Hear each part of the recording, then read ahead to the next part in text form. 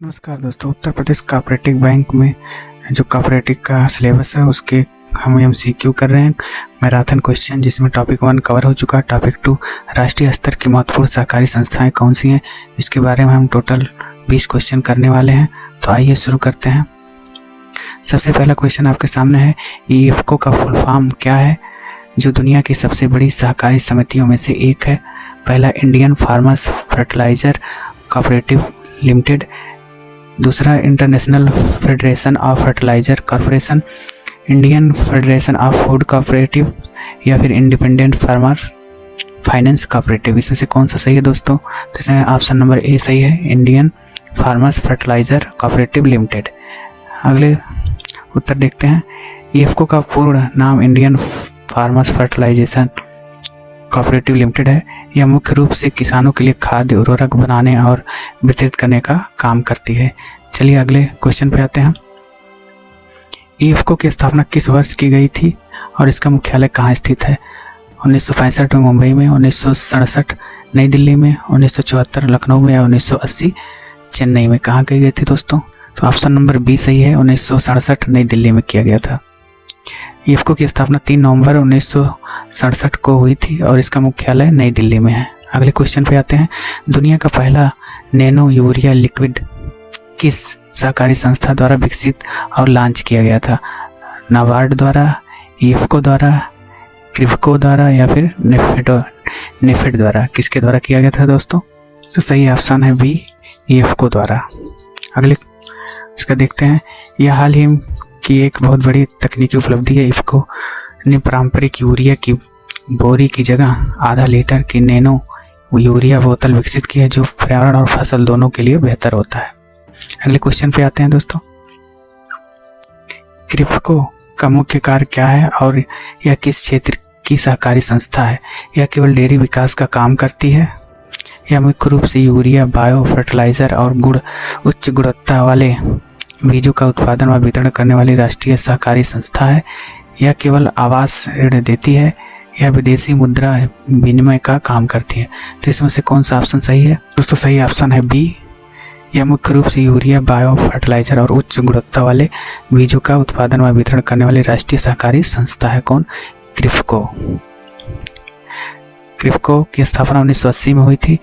यह भी ईएफको की तरह खाद्य और उन्नत बीज निर्माण के क्षेत्र में शीर्ष सहकारी समिति है। अगले क्वेश्चन पे आते हैं।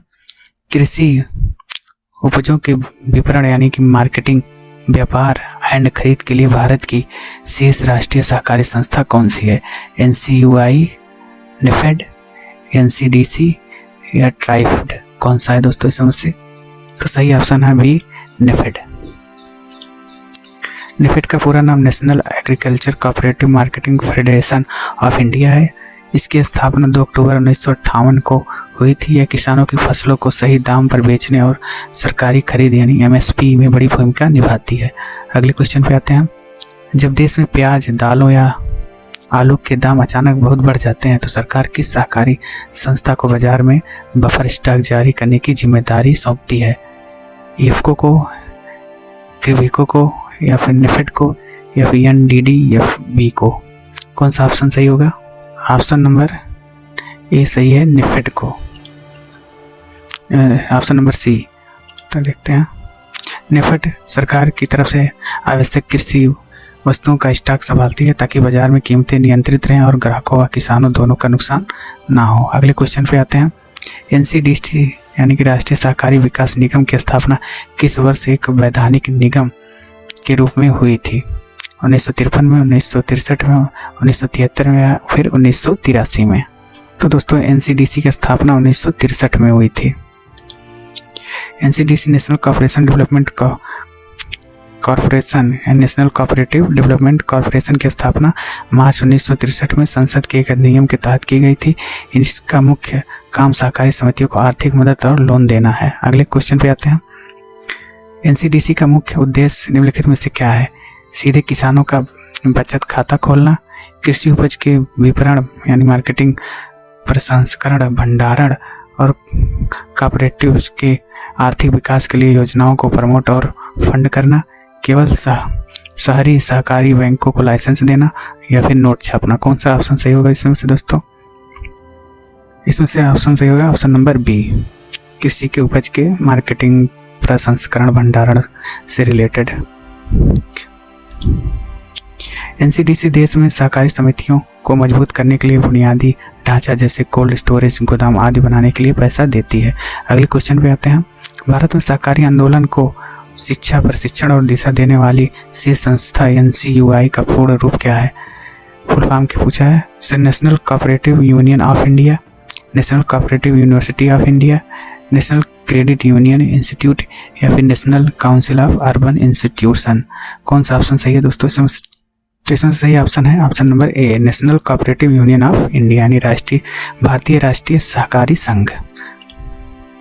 एनसीयूआई भारत में सहकारी आंदोलन की प्रतिनिधि संस्था है। यह सीधे बिजनेस नहीं करती बल्कि कोऑपरेटिव से जुड़े लोगों को ट्रेनिंग और कोऑपरेटिव एजुकेशन देने का काम करती है। अगले क्वेश्चन पे आते हैं। भारत में राष्ट्रीय सहकारी सप्ताह, नेशनल कोऑपरेटिव वीक हर साल किस महीने में मनाया जाता है, जिसकी जिम्मेदारी एनसीयूआई की होती है? 2 अक्टूबर से लेकर 8 अक्टूबर तक, या 14 नवंबर से लेकर 20 नवंबर तक, 1 जनवरी से लेकर 7 जनवरी तक, या फिर 15 अगस्त से लेकर 21 अगस्त तक। कौन सा इसमें ऑप्शन सही है दोस्तों? तो सही ऑप्शन है 14 नवंबर से लेकर 20 नवंबर के बीच में नेशनल कोऑपरेटिव वीक मनाया जाता है। हर साल 14 नवंबर नेहरू जी के जन्मदिन से 20 नवंबर तक पूरे देश में राष्ट्रीय सहकारी सप्ताह मनाया जाता है, जिसमें सहकारिता के विकास पर चर्चा होती है। अगले क्वेश्चन पे आते हैं दोस्तों। देश में श्वेत क्रांति या फिर ऑपरेशनल फ्लड को बढ़ावा देने वाली शीर्ष संस्था एनडीडीबी का मुख्यालय कहाँ स्थित है? नई दिल्ली में, आनंद गुजरात में, मुंबई या फिर करनाल हरियाणा में? कहाँ पे स्थित है दोस्तों श्वेत क्रांति का मुख्यालय यानी कि एनडीडीबी का मुख्यालय? तो दोस्तों इसका ऑप्शन बी है, आनंद गुजरात में स्थित है। NDDB national dairy development board की स्थापना 1965 में हुई थी। इसका मुख्यालय गुजरात के आनंद में है। इसके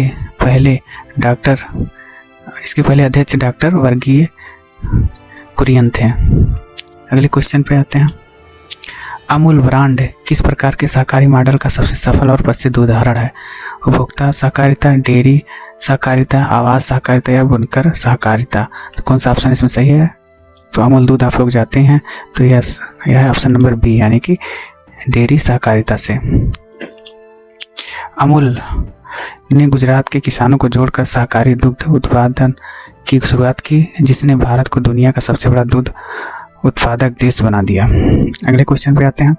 जनजातीय कारीगरों और वन उपजों के विपणन यानी मार्केटिंग को बढ़ावा देने के लिए गठित राष्ट्रीय संस्था TRIFED की स्थापना किस वर्ष हुई थी?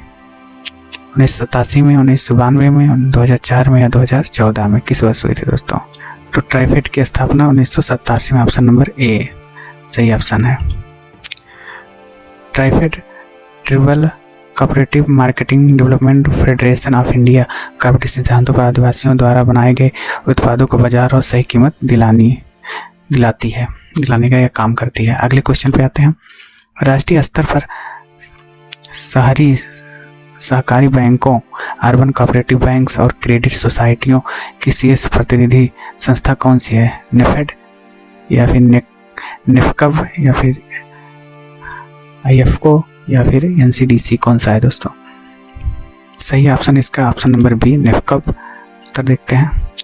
नेफकब का full form national federation of urban cooperative banks and credit societies limited है। यह शहरी सहकारी बैंकिंग सेक्टर की आवाज है। अगले क्वेश्चन पे आते हैं। ग्रामीण और कृषि विकास के लिए ऋण देने वाली देश की सबसे बड़ी नियामक और विकास बैंक नाबार्ड की स्थापना किस समिति की सिफारिश पर हुई थी? शिवरामन समिति, नरसिंहन समिति, गोरेवाला समिति या तेंदुलकर समिति? किसके द्वारा नाबार्ड की स्थापना की सिफारिश हुई थी? तो दोस्तों सही ऑप्शन है शिवरामन समिति द्वारा। नाबार्ड की स्थापना 12 जुलाई 1982 को शिवरामन समिति की सिफारिश पर हुई थी। यह कोऑपरेटिव बैंकों को रीफाइनेंस की सुविधा देती है। अगले क्वेश्चन पे आते हैं। निम्नलिखित में से कौन सी संस्था राष्ट्रीय स्तर पर सहकारी कोऑपरेटिव के लिए शीर्ष वैचारिक संगठन एपेक्स थिंक टैंक और अंतर्राष्ट्रीय मंचों पर प्रतिनिधित्व करती है? नेफेड या फिर NCUI या फिर क्रिप्को या फिर NDDB? कौन सा ऑप्शन सही है इसमें दोस्तों? तो इसका ऑप्शन बी सही है, NCUI। NCUI की अंतर्राष्ट्रीय सहकारी संस्था ICA में भारतीय सहकारी आंदोलन का प्रतिनिधित्व करती है। अगले क्वेश्चन पे आते हैं। राष्ट्रीय सहकारी प्रबंधन संस्था विमनियमकोम Vaikunth Mehta national institute of cooperative management कहाँ स्थित है? लखनऊ में, पुणे में, नई दिल्ली में, हैदराबाद में? कहाँ स्थित है दोस्तों? विमनियमकोम संस्था यह है पुणे में, महाराष्ट्र में स्थित है। अगले इसका उत्तर देखते हैं। यह पुणे में स्थित है। यह सहकारी क्षेत्र में उच्च स्तरीय प्रबंधन, शिक्षा और अनुसंधान का सबसे प्रमुख राष्ट्रीय संस्थान है। अगले क्वेश्चन पे आते हैं। बहुराज्य सहकारी समिति अधिनियम MSCS एक्ट के तहत पंजीकृत राष्ट्रीय सहकारी संस्थाओं के चुनाव करने और निगरानी के लिए सर्वोच्च पदाधिकारी कौन है? RBI के गवर्नर, केंद्र सहकारी रजिस्ट्रार, नाबार्ड के अध्यक्ष या राज्य का मुख्यमंत्री? कौन सा ऑप्शन सही है दोस्तों? दोस्तों सही ऑप्शन है बी, केंद्रीय सहकारी रजिस्ट्रार। राष्ट्रीय स्तर की या एक से अधिक राज्यों में काम करने वाली समितियों पर सेंट्रल रजिस्ट्रार का नियंत्रण होता है, जो केंद्रीय सहकारिता मंत्रालय के अधीन होते हैं। अगले क्वेश्चन पे आते हैं। हाल ही में भारत सरकार द्वारा निर्यात को बढ़ावा देने के लिए किस नई राष्ट्रीय सहकारी संस्था का गठन किया गया? National cooperative export limited, NCEC, global cooperative trade body, Indian cooperative export council या फिर नेफ्ट एक्सपोर्ट विंग? तो इसमें कौन सा ऑप्शन सही है? तो दोस्तों इसमें ऑप्शन नंबर ए सही है, नेशनल कोऑपरेटिव एक्सपोर्ट्स लिमिटेड। यह हाल ही में भारत सरकार द्वारा गठित किया गया है। तो देखते हैं। सरकार ने सहकारी उत्पादों को वैश्विक बाजार दिलाने के लिए NCEL national cooperative exports limited की स्थापना की है, जो कोऑपरेटिव सेक्टर के लिए एक बहुत बड़ा नया कदम है। अगले क्वेश्चन पे आते हैं। भारतीय राष्ट्रीय कृषि सहकारी विपणन संघ नेफ्ट का प्रशासनिक नियंत्रण भारत सरकार के किस मंत्रालय के पास है? वित्त मंत्रालय के पास, सहकारिता मंत्रालय, गृह मंत्रालय या फिर वाणिज्य मंत्रालय? तो दोस्तों इसका सही उत्तर है सहकारिता मंत्रालय यानी मिनिस्ट्री ऑफ कॉर्पोरेशन। तो यहाँ से टोटल 20 क्वेश्चन दोस्तों। अगर आप नए हैं तो चैनल को लाइक सब्सक्राइब कर लीजिए, जिससे कि आने वाली वीडियो आप देख सकेंगे। वीडियो देखने के लिए बहुत बहुत धन्यवाद। आप हमारे चैनल को लाइक और सब्सक्राइब कर लीजिए। धन्यवाद दोस्तों।